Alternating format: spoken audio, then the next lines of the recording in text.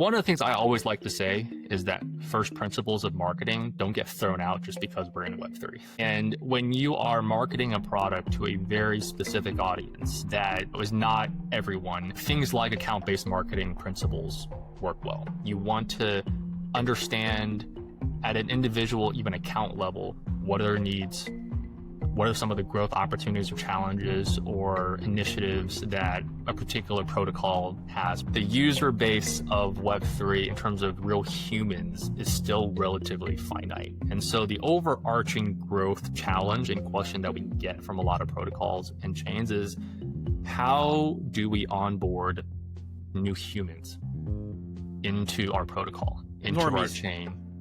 Yeah, normies, exactly. People who are not trying to farm airdrops or game incentives or, building bot farms. GM, welcome to the next episode of the Onchain Growth Podcast. This time I have another really awesome guest, Brett Lee, who is the VP Marketing at Flipside. I'm excited to have you on today, Brett. How are you doing? For you, it's the morning in San Francisco. For me, it is just getting my day started. Yeah. Great to be here. Thanks for having me, Norman. Excited. Amazing. It's great to see you again. The last time we saw each other when you were in Berlin for Berlin Blockchain Week, and you gave a little talk at one of our events. So excited to have you on and hear what's new today. Yeah. So for people to get to know you, giving you a little bit of a moment here to tell us who you are and what you do. Yeah. Hey everyone. So I'm Brett. I lead marketing for Flipside Crypto. Been a Web3 industry veteran for a number of years. Started my Web3 career at Consensus, had a long Web2 career before that. Last, I also led marketing at Obel Labs, which is building distributed validators for Ethereum, and now lead marketing for Flipside, which is a AI intelligence, blockchain intelligence platform that basically helps surface insights from 35 plus blockchains that we've curated, and helps Web2 and Web3 companies deliver outcomes around growth, getting insights into competitive intelligence, and just overall blockchain intelligence for the organization. Amazing. And we're going to unpack all of that and what you guys see in the industry in a moment as well. Before we do so, I have this little icebreaker exercise, or a little icebreaker segment here, where I will give you two pairs, this or that, and just two terms, and you just have to pick one of them. No further explanation. Just pick one, whatever comes to mind. All right. You ready? I am. Let's do it. Okay. Flat white or matcha latte? Flat white. Office or remote? Remote. Morning run or evening gym session? Evening gym session. In-ear or over-ear headphones? In-ear. You're wearing none today. I am wearing none today, but if I was, I would have in-ear right now. All right. Slack or Telegram? Slack. Buy and hold or trading?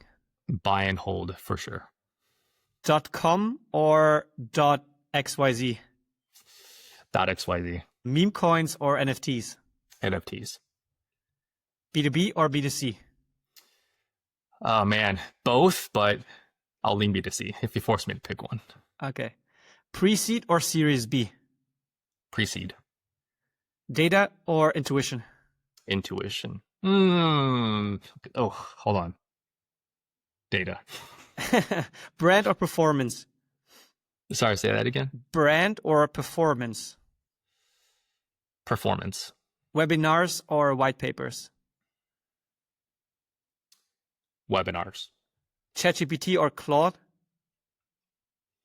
Claude. Institutional or retail? Institutional. On-chain or off-chain metrics? On-chain. Okay, what a surprise. That was a layup. That last one was the easiest. So I didn't know you pick NFTs over meme coins. Are you NFTs into NFTs?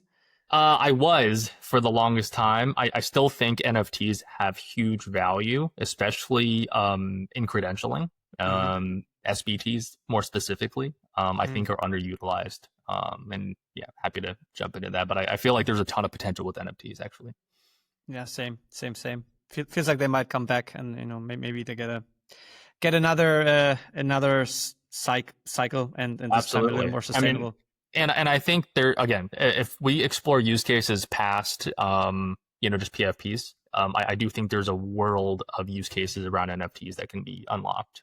Absolutely. But that's something for another episode, maybe. This one is going to be on growth, and yeah, Flipside has been a player for a long time. You kind of described in the intro a little bit what you guys are up to, but I do know that you guys did a little bit of a strategic shift in, I don't know, the last maybe like 3-6 months or so. So you Sure. used to be one of the leading analytics platforms, very big community of analysts and people leveraging the platform in like a self-serve manner, and from what I know, you've shifted the focus a little bit, and I think interpret the term on-chain data or whatever a little broader, Mhm. or a little more goal oriented or Mhm. action oriented. So I'm very curious. Maybe you want to unpack this. I know it's been a big shift for you guys, so maybe you can walk us through, what the world was like before and after this strategic shift. Yeah, sure.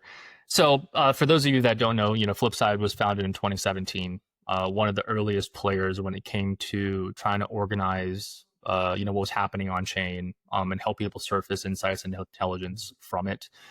What we noticed in the last, I would say, year plus are two things. The first is that data only is as good as what you can do with it, and the outcomes that you can drive with it. It's great to have dashboards and reports that you generate from data, but if it's not delivering outcomes, then that data is, I would say somewhat meaningless, right? And so one of the things we identified in the last year plus is the opportunity to drive growth in a more intelligent manner.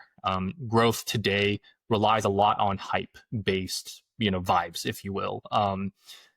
Capturing trends on social and what's the latest narrative and trying to get attention and engagement metrics, but not much of that translate to on-chain activity and actual on-chain value, and people don't know enough of what's happening on chain from a intelligence standpoint. And so what we focused on delivering in the last I would say year plus is partnering with layer one, layer two's protocols to help people get more intelligent about how they deliver growth, identifying high value users, high value activities on chain, and targeting incentives in that.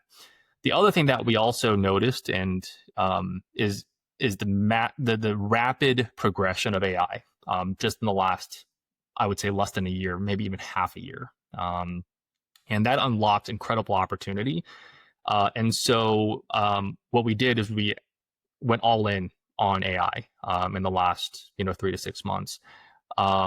The good news is because of all the work that we've done curating, the activities and transactions and data on chain from these 35 plus blockchains, it made it easy for us to build an AI engine that sits on top of that and really be able to surface deep insights. AI is only as powerful as how well the underlying data foundation is prepared.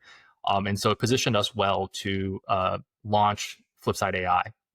And this allows anybody to go into Claude or ChatGPT, any MCP-enabled AI LLM solution, or we've also built our own chat to be able to ask questions and surface insights in literally seconds, to create dynamic and rich reports, to create Twitter threads and social posts, to create suggestions of opportunities around how you can target growth and growth campaigns and things like that. But the world really becomes unlocked once you overlay AI on top of this data, because you no longer need to know how to code. You no longer need to know SQL or Python.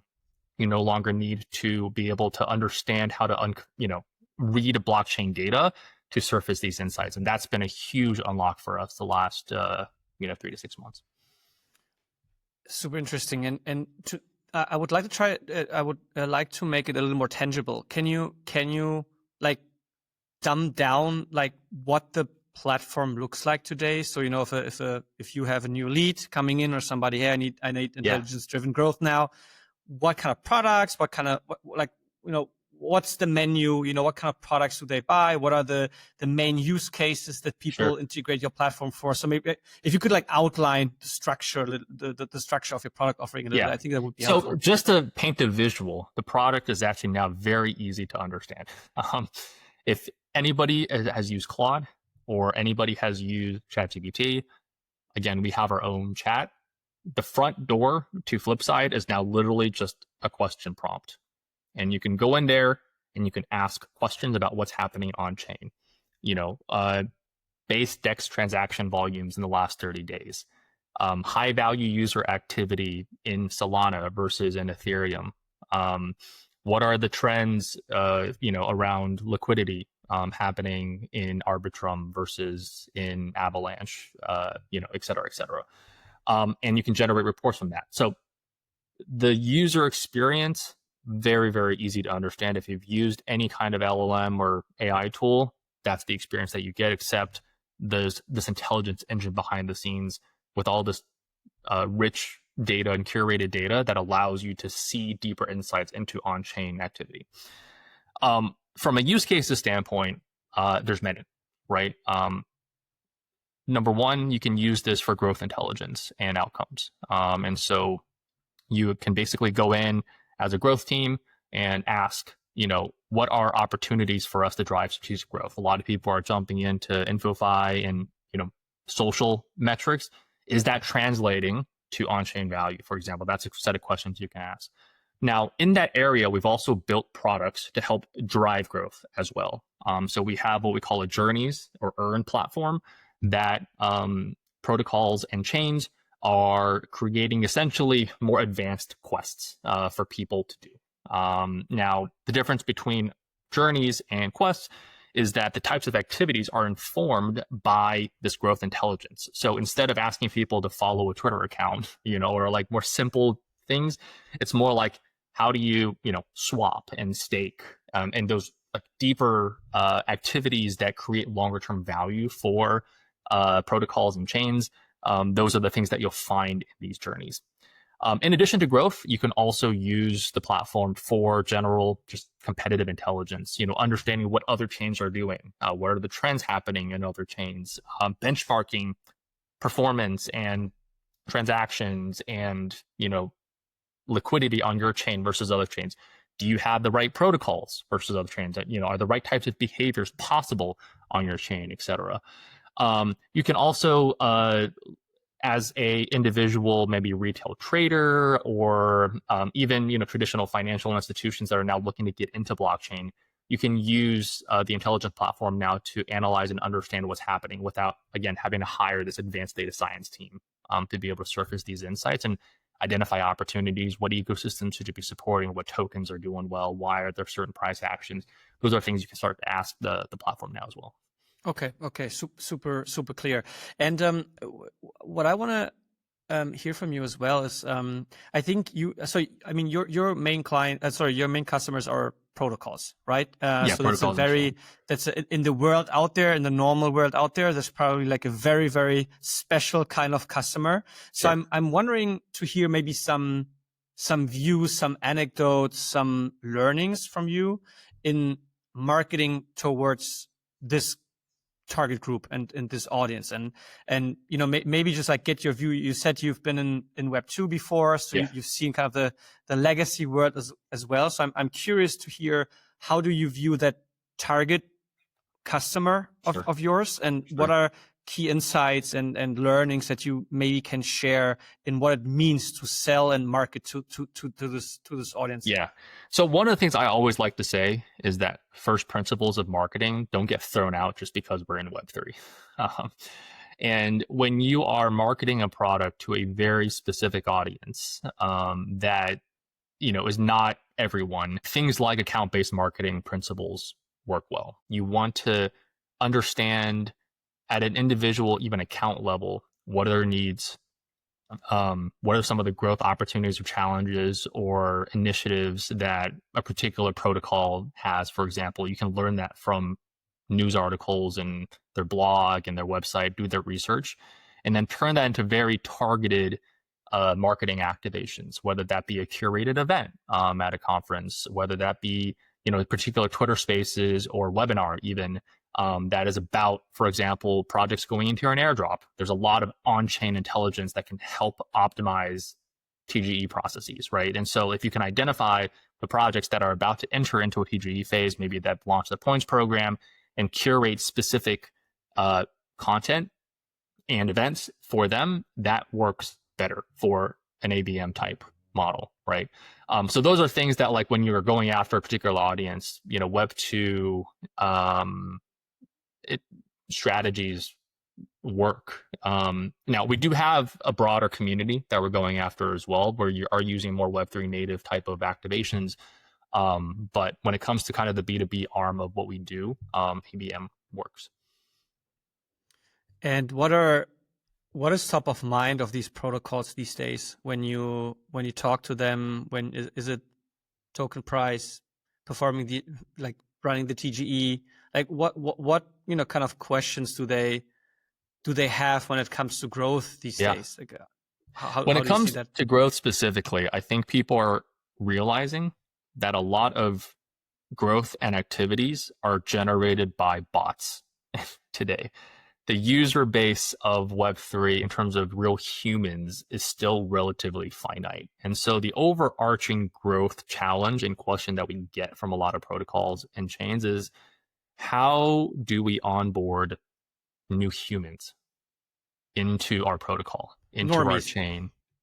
Yeah, normies, exactly. People who are not trying to, farm airdrops or game incentives or building bot farms, because that is creating kind of a red ocean phenomenon where people just try to poach users from others, and those users in turn jump to other protocols or chains when there's more lucrative opportunities. And so I think the next frontier for growth in general for Web3 is, like, how do we onboard the next wave of actual users on chain? How do we create actual value for people? And this comes to, the dApps and the use cases that we develop. I think stable coins and RWAs are really key here. And we're seeing that. The other thing that we're also seeing is, it's interesting in this recent, kind of bull run, is that the blue chip, normally when you have bull runs, the tide kind of raises all boats. But we're starting to see a dichotomy now where, because the current bull run is from institutional adoption and, traditional finance and things like that, blue chip tokens are raising, or are really going through the roof. New ATH for Bitcoin and getting close, Solana growing, but that hasn't fully trickled down to the alts yet. And I think it's because it's time for the alts to kind of grow up a little bit, and understand that, the native Web3 tactics of, just pump and dumps and creating hype, and is no longer enough. You have to have a real on-chain activity, real on-chain value being created. And so it's interesting to see that. And, a lot of alts are struggling to try to keep up with what the blue chips are doing. So is the hypothesis here kind of that with institutions and more, let's say, serious buyers or serious investors, they are more educated. They look at different metrics, at different dynamics, and what you're saying is that these protocol teams, just have to become more mature in how they run their business and how they approach growth. Is that kind of the hypothesis here? Absolutely. And I think it used to be, as long as you had enough engagement, you could get listed on an exchange and you can get activity on your chain. If you had 100,000 Twitter followers, like that was the benchmark, right? I think with this next wave, that's no longer the case.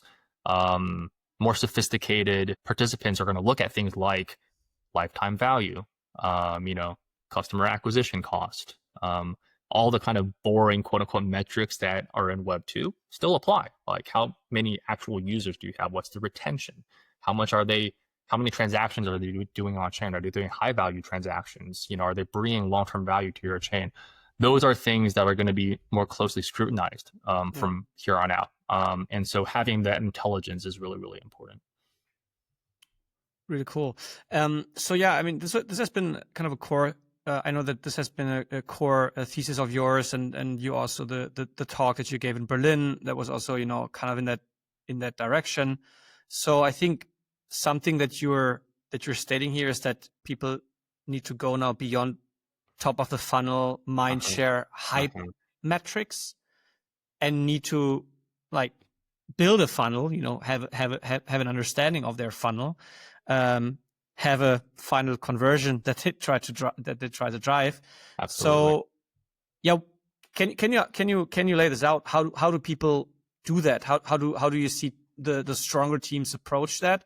How do you go away from being hype driven, mindshare driven, more to like a more sustainable and intelligence approach to growth metrics and marketing campaigns? Yeah, I think protocols and chains need to start understanding the full user journey of what gets people onboarded and then ultimately retained and doing a lot more high value activity on chain. That is different. That answer is different for different protocols and for different chains because not everybody has the same mix of use cases on their platform. And frankly, they shouldn't, because otherwise they're not differentiated, right? But for many, just as an example around DeFi, like the more sophisticated chains know that there's a certain user journey. People bridge, and then they swap, and then they stake, and then they deposit on an LP.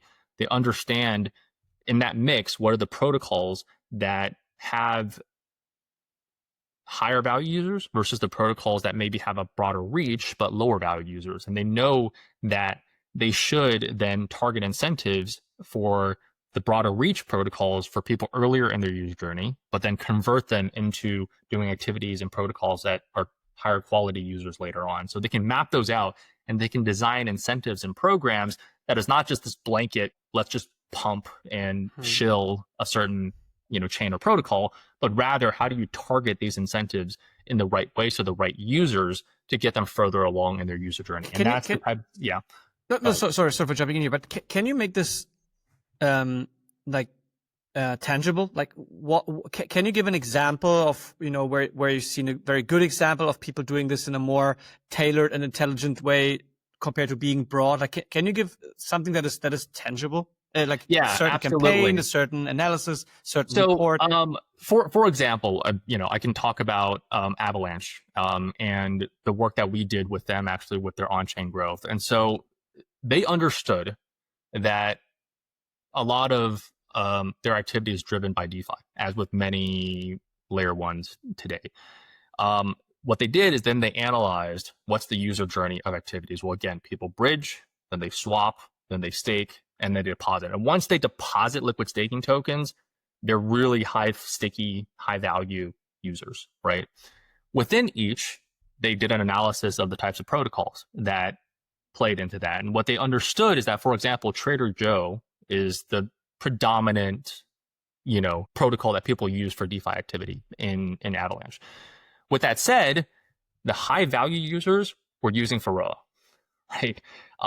Percentage wise, there's a lot more high value and sticky users in Pharaoh versus Trader Joe. And so they understood that, okay, you can target incentives at Trader Joe for a certain set of users, maybe people who are onboarding to Avalanche for the first time, maybe lower value users. But then at some point, you should be trying to target Trader Joe users and maybe either add or bring them to Pharaoh for higher stickiness in the ecosystem. So that's the type of sophistication that, like, if you look at on-chain data and if you understand what's happening there, that intelligence, then you can hyper target these incentives for the right set of users at the right times. Like, if you target every user and maybe have them do liquid staking in the beginning, that may not work. You actually have to get them there. You have to first help them bridge, and then you swap, and then you promote liquid staking. And so targeting the right people at the right time is also very, very critical. Yeah, and I think it comes down to what we had to learn, I don't know, 10, 15 years ago in Web 2 as well, right? You cannot have a pumpkin approach. You cannot have the same marketing message to everybody. You cannot pay the same cost per install for people in that segment versus that segment, right? It's ultimately user segmentation, right? And 100%. and informing your marketing and go to market based on these insights of different user segments. Yeah. So absolutely. yeah, kind of a known thing from the Web2 world, but I guess it's a good sign that people like you guys push towards that, and also that teams adopt these types. Yeah, I think in techniques. general, protocols and chains are getting a lot more intelligent and sophisticated. People are growing up very, very quickly because market forces forcing people to. But I'm excited about this kind of next wave of growth because I feel like it is going to be less hype driven and less kind of vanity metrics driven, and a lot more about deep intelligence and understanding like what are the right things to do to activate growth for I think it's a great signal for the entire space that you guys see this kind of behavioral shift in the teams. Very cool. So another thing that you brought up that I think we can dive in a little bit is AI. I think there's two angles to discuss this, and two angles that I'm interested in. First of all, I think you kind of outline the how you guys leverage AI, making it more accessible, and you don't have to know SQL queries anymore. You don't have to click through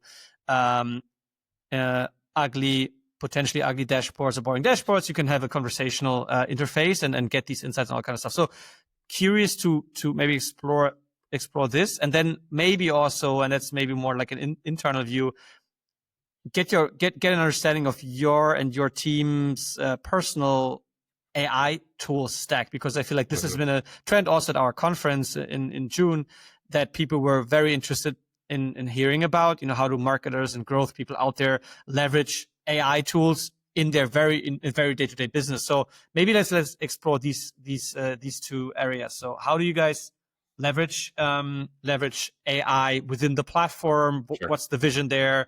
Sure. What's coming up in the future, and then we can move into your AI stack. We strongly believe AI is going to be the new interface for people interacting with information and the web, etc. That shift is rapidly, happening. Even in the last couple of months, we've seen drastic differences in how much people use AI tools in their day-to-day. What we believe AI does for specifically blockchain intelligence is that it makes it more accessible and also more personalized. So imagine you trying to find out information about what's happening in Solana today. Where do you go? You search the web, you're going to get news articles. Okay, great. That gets you very superficial information. Then you dive into dashboards on analytics platforms, and you kind of have to be able to understand what the charts are telling you, and they've been curated by a person. Yeah, and often they're not supported and updated anymore. That's usually what I find if I'm looking at a dashboard.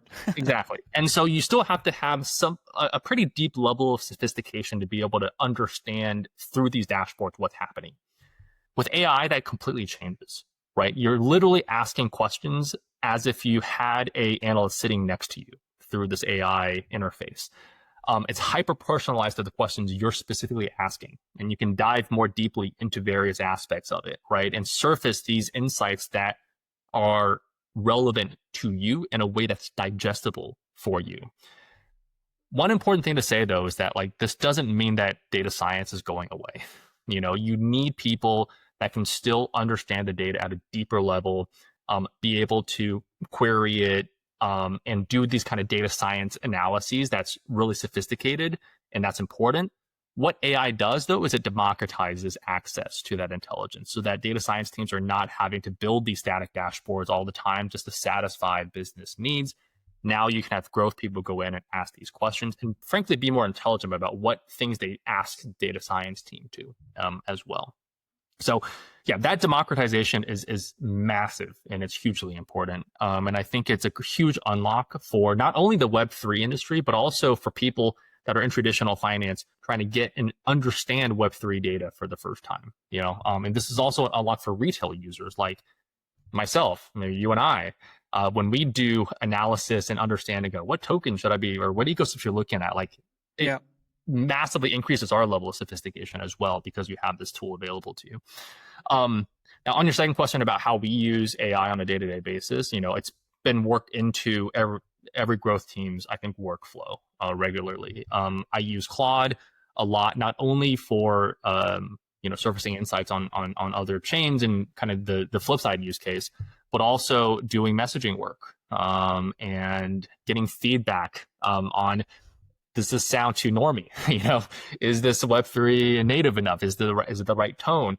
There's tools now where you can build personas through AI and basically act as somebody to bounce ideas off of, or service ideas about, like what to call this thing.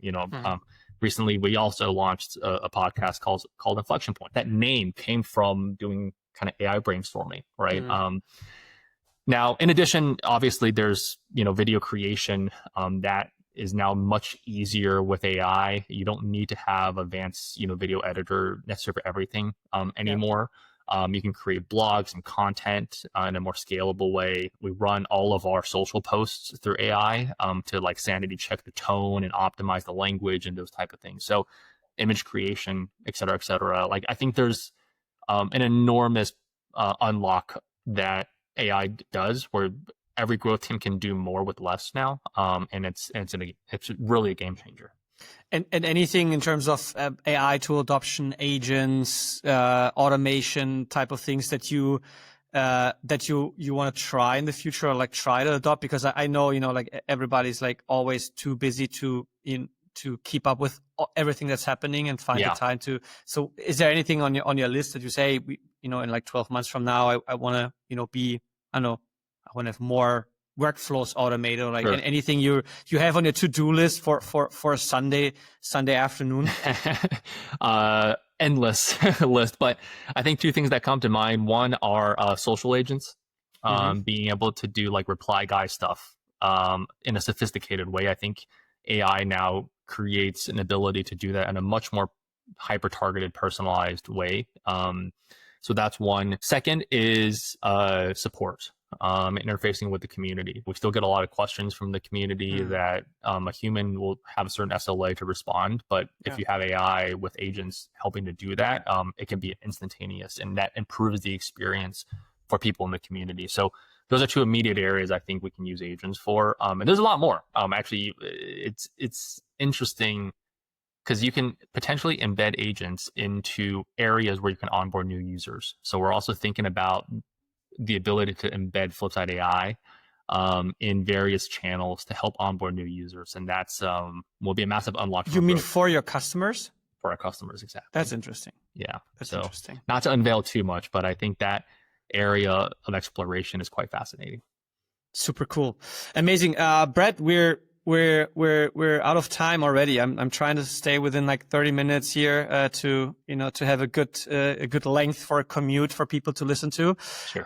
And anything you want to share? Anything you want people to check out? Any last final words you want the Web3 growth space to hear before we wrap it up? I think every Web3 growth person should be taking a look at Flipside AI. I know that's a bit self-serving, but I really believe it. I really believe it. I think it's a huge unlock for people. So go to the website, Flipside, crypto.xyz. You'll find, and /chat will get you directly into the chat interface. Ask you to create an account, and there's a free version that everybody can use. It's rate limited, and you can pay for more prompts a day, but it'll get you pretty far. And I think everybody should check it out and try it out, and also give us feedback. Find us in our website, or we also launched a Telegram channel called the G Squared Growth Collective that we're talking about growth-related things, intelligence-related things. And so, come get feedback and converse with us. Amazing. Really cool. Thank you so much, Brett. It's always a pleasure to chat with you. Good luck with your AI experiments on Sundays, and I'm sure we're gonna catch up sometime in the next month. So thank you for being on today. Thanks, Norman. Thanks for having me.